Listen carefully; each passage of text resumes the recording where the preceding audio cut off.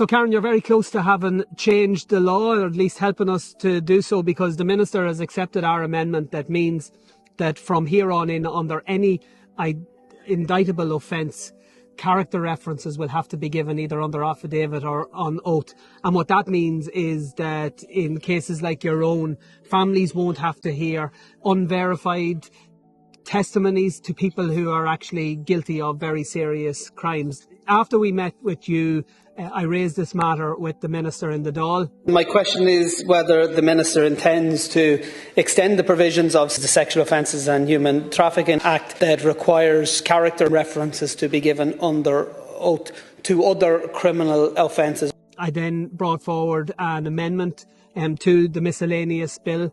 The government then accepted the amendment. So this is actually very close to becoming law, and it's because you told me your story and because we were able to make the case to the Minister. That is a fantastic testimony to you and to other victims who have been saying to us that the way in which character references have been dealt with up until now hasn't taken into account the feelings of victims and their families, but also hasn't given often a true reflection of the character of the person who has actually been convicted of very serious crimes.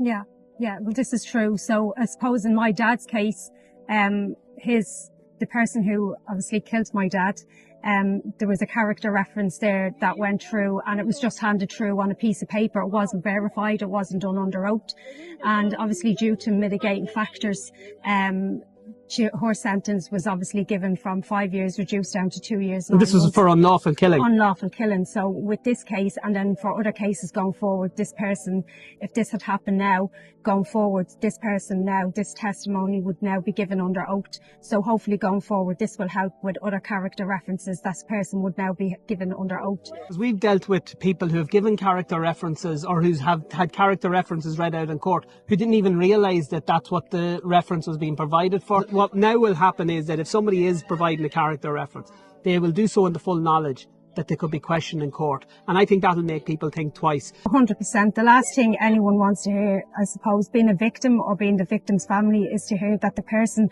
who has committed this crime is obviously of a good character, especially after going through all the trauma or being re-traumatised again. Listen, that the person who has done this is a good character. Yeah.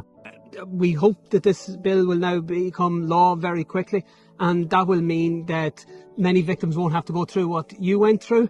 And that's a huge testimony to you, and we're so delighted to have been able to help. But I think there is a growing recognition that the voices of victims and their families needs to be heard much more clearly when it comes to the judicial system, and this is a step in the right direction. Yeah, and that's thanks to you. Thanks very much, Matt. Thanks for all the hard work.